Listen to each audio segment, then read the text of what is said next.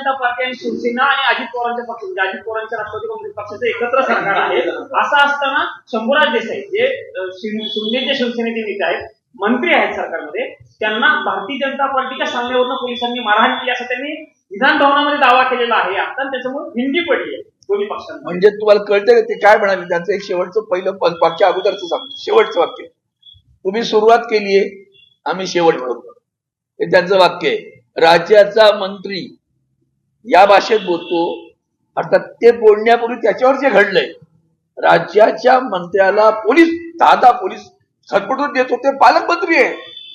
पालक आहे की बालक आहे? पालक आहे की गुन्हेगार आहे?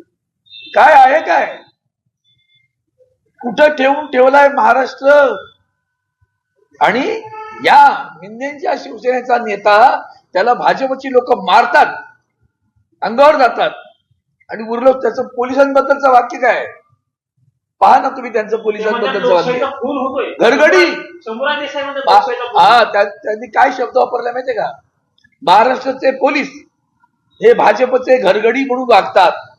हे बरं झालं ते बोलले, आम्ही बोललो असतो तर आजही अजितदादा पवारांचा गुन्हा, ज्यांच्या संदर्भातला अपघाताचा गुन्हा दाखल झाला नाही.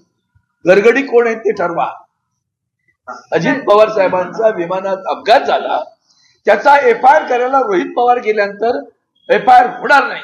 सुशांत त्याचं मुंबईत त्याचं निधन झालं किंवा महाराष्ट्रात निधन झालं, त्याची तक्रार बिहारमध्ये दाखल केली, FIR बिहारमध्ये दाखल झाला, पण तो कुठेही करता येतो असं म्हणून त्याच्यावर कारवाई सुरू केली तुम्ही.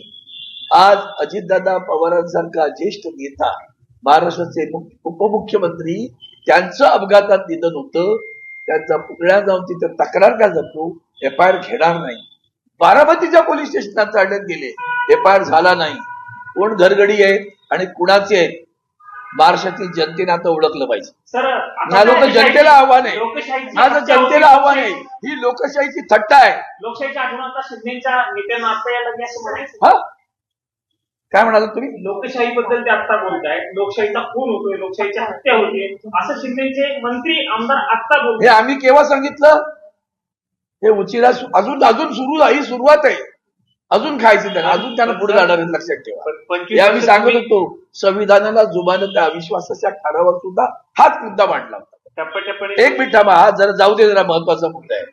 हाच मुद्दा मांडला होता की जेव्हा राष्ट्रीय जनता दल, काय ते जनता दल युनायटेड, ते नितीश कुमारांचे पक्ष आहे, त्या पक्षाचे शरद यादव आणि अनवली असे कोणते 2 खासदार राज्यसभेत होते.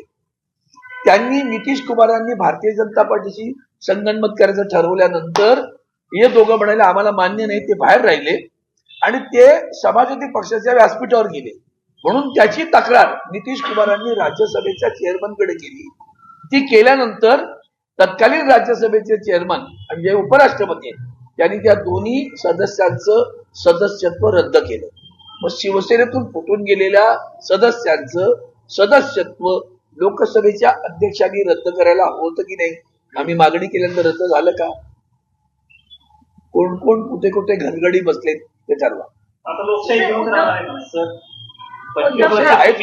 25 वर्षानंतर तुम्हाला भाजप ही लोकशाहीला घातक कळालं, आणि आता त्याच्यानंतर 6 वर्ष पक्ष फुटल्यानंतर त्यांना कळायला लागलं 21 वर्षानंतर साधारणपणे.